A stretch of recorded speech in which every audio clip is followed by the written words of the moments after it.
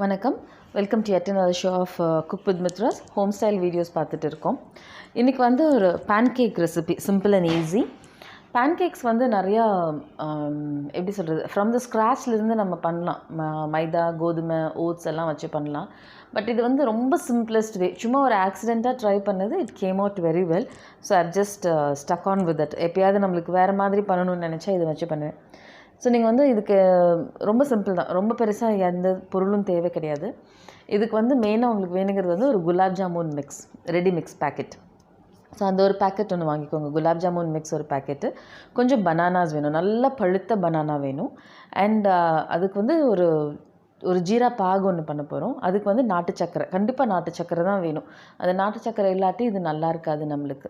வெறும் சக்கரையில் பண்ணலாம், but it will be like என்ன சொல்கிறது, அந்த ஃப்ளேவர் வந்து வேறு மாதிரி இருக்கும். நீங்கள் நாட்டு சக்கரை யூஸ் பண்ணிங்கன்னா ரொம்ப நல்லாயிருக்கும் இந்த ஃப்ளேவர். அந்த வாழைப்பழத்துக்கும் அந்த பேன்கேக்குக்கும் ரொம்பவே நல்லாயிருக்கும். ஸோ நாட்டு சர்க்கரையை வந்து முதல்ல ஒரு பாகு எடுத்து நீங்கள் காய்ச்சி வச்சுக்கோங்க. பாகுனா ரொம்ப கம்பி பதத்தில் இருக்கக்கூடாது, நல்லா கொஞ்சம் இப்படி எப்படி சொல்கிறது, ஊற்றி சாப்பிட்ற மாதிரி இருக்கணும், அந்த மாதிரி ஒரு பாகு. So that is the consistency we want here. போட்டு வடிகட்டி அதை தனியாக எடுத்து வச்சுக்கோங்க. இந்த குலாப் ஜாமுன் மிக்ஸை என்ன பண்ணுங்கள், அதை ஒரு பவுலில் போட்டு கொஞ்சமாக பாலை கொஞ்சம் பாலும் தண்ணியும் ஈக்குவலாக ஊற்றிக்கலாம். ஊற்றி அதை வந்து நல்லா ஒரு தோசை மாவு பக்குவத்துக்கு கரைச்சி வச்சுக்கோங்க. நீங்கள் அதே கரைச்சி வச்சுட்டு நீங்கள் வந்து நல்லா பழுத்த வாழைப்பழத்தை வந்து ஸ்லைஸ் பண்ணி வச்சுக்கோங்க. நான் இன்றைக்கி வந்து மினி பேன்கேக் பேன் எடுத்திருக்கேன்.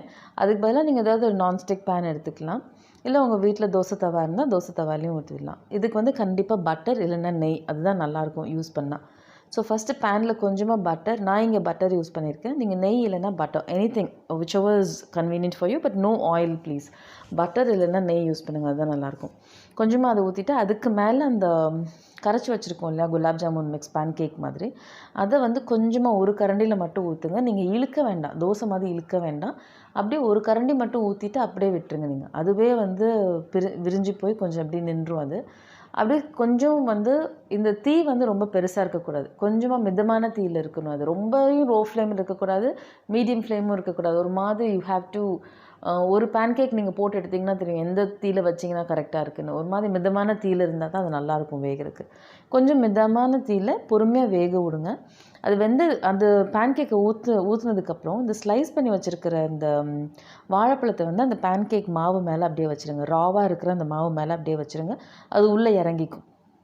கொஞ்சம் நல்லா வெந்து வந்ததுக்கப்புறம் அவங்களுக்கே தெரியும், அங்கே ஓட்டையாக வரும் மேலே, பேன்கேக் மேலே. அந்த ஓட்டையாக வந்ததுமே அது வந்து கீரை வெந்துருச்சுன்னு உங்களுக்கு தெரியும். ஸோ அப்போ லைட்டாக எடுத்து திருப்பி விட்டுட்டு அப்புறம் அந்த சைடும் கொஞ்சம் நல்லா வேக வச்சு நீங்கள் எடுத்துருங்க.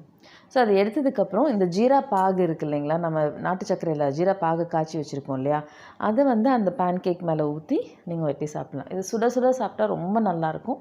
It's a simple morning breakfast, இல்லைன்னா ஈவினிங் ஸ்நாக்குக்கு கூட நீங்கள் இந்த மாதிரி சாப்பிடலாம். கொஞ்சம் வித்தியாசமாக இருக்கும், ஹெல்த்தியாக இருக்கும். So here we go guys, simple home style cooking pancakes, banana pancakes. Enjoy. Cheers.